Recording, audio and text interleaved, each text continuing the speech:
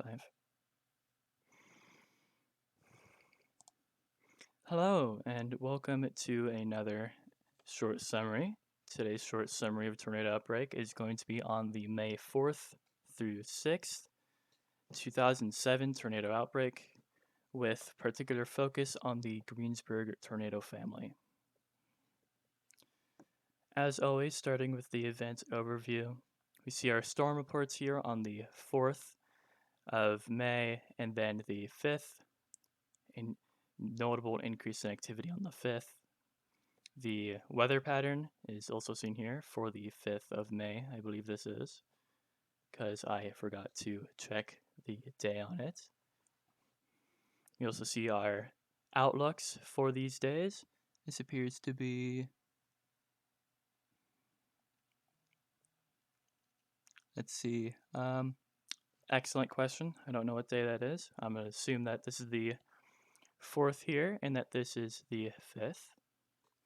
The 5th of May being on the right side. We'll move on from these pictures and move on to the actual overview. 129 tornadoes in 56 hours,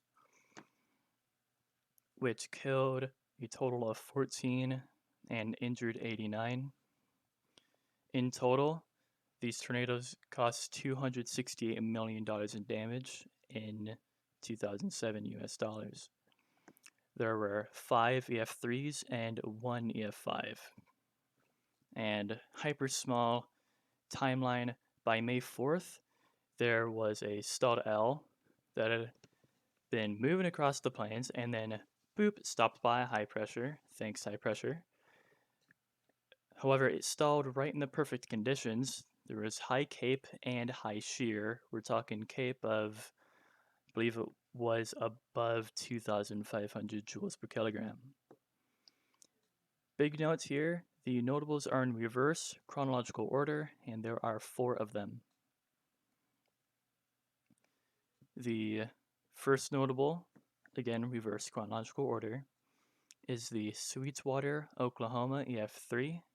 Unfortunately, I only have a very grainy picture of this tornado. I do not have a path of it, but don't really exactly need one. It was 8.3 kilometers long, the track I mean.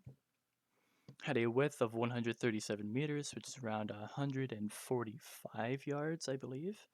And thankfully, there were no casualties.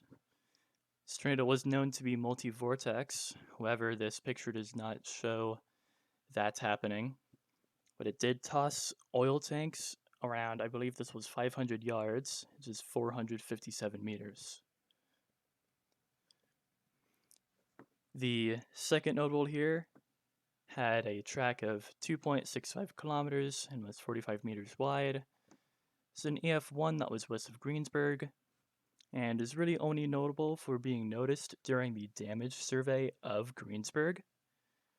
I forgot to, I'm going to assume this is Greensburg, Kansas. I do apologize for that. But just something that I found to be a little funny is that just surveyors be like, hey Jim, yeah Todd, it's that over there, it's a tornado, weird. We have another EF3, the third notable here, the east of Plankinton, South Dakota, again EF3. Thankfully didn't cause any casualties, had a path that was 6.4 kilometers long and was only 184 meters wide. Mainly notable for tossing a trailer 91.4 meters, which is around 100 yards if I'm not mistaken. That was really all that happened with this one, thankfully. But we do get on to the Greensburg tornadoes. The Greensburg, Kansas EF5 and EF3s. That's right, multiple EF3s. In total, they injured at least 60 and killed 11. The paths of the 4 totaled 140 kilometers, with the specific numbers seen here. I'll read them out to you anyway though. 42 kilometers, 37, 31, and 30. The AF5 specifically is one of the widest on record at 2.7 kilometers wide. I forget what that is in miles. The EF5 specifically was known to be very multi-vortex and for sure a satellite producer. The first tornado warning for that cell and for this EF5 was at 2035, and it touched down very soon after that at 2100 hours. Very well bolted down homes were completely wiped away, as seen in this damaged photograph here, with those that weren't wiped away suffering very severe damage. In total, 95% of the town was completely wiped away. That is absolutely insane. We do have some pictures here, thankfully. This goes from it's 2:32 UTC. I don't know why it's UTC when this is in Kansas is in Central Daylight Time, but okay. As you can see, at 2:32 Greenwich Mean Time, which is also UTC, is very heavily rain wrapped. Specifically, over here in this western part that the slide counter is covering up. And the same thing is going on at 246 and 249. With the notable difference, 249 is seeing a little bit heavier rain wrapping. Rain wrapping is never a good thing for a tornado.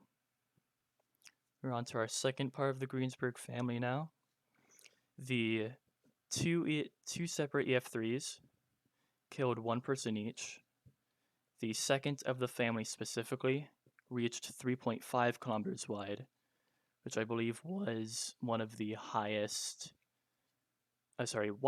tornadoes on record at this time, and definitely one of the widest at the time. I think it might have been the widest, is what I meant to say. We do know also that second of the family was a very high-end EF3. The third of the family reached just under 1 mile wide, which is just under 1.6 kilometers wide. There's a total of 11 tracks from this cell. That means 11 separate tornadoes, which is insane.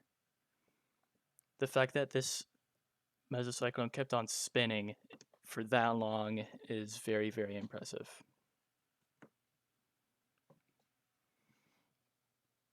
The biggest significance of this outbreak is that it broke an 8-year F5/EF5 drought.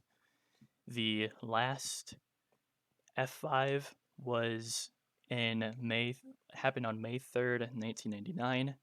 That was the Bridge Creek Amora F5. The whole town of Greensburg, Kansas was evacuated after the EF5 hit the town because the entire city was deemed to be uninhabitable, practically. Thankfully, 2007 only brought one more EF5. I say thankfully, but an EF5 is still very, very dangerous. Doesn't matter. And this L, of course, managed to also bring an entire foot of snow to Colorado. Specifically central Colorado. That's what my dad calls it. And this damaged photo here is actually President Bush surveying the damage that happened in Greensburg.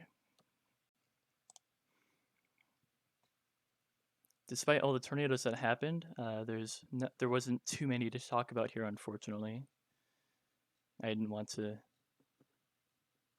fill it up with a bunch of stuff that may not be that doesn't exactly need knowing, if you know what I mean.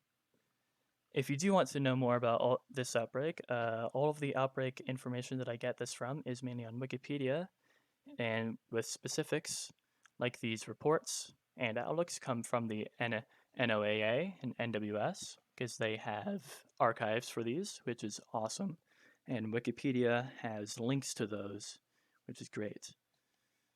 But that is all that I have for this outbreak here, and I'll see you guys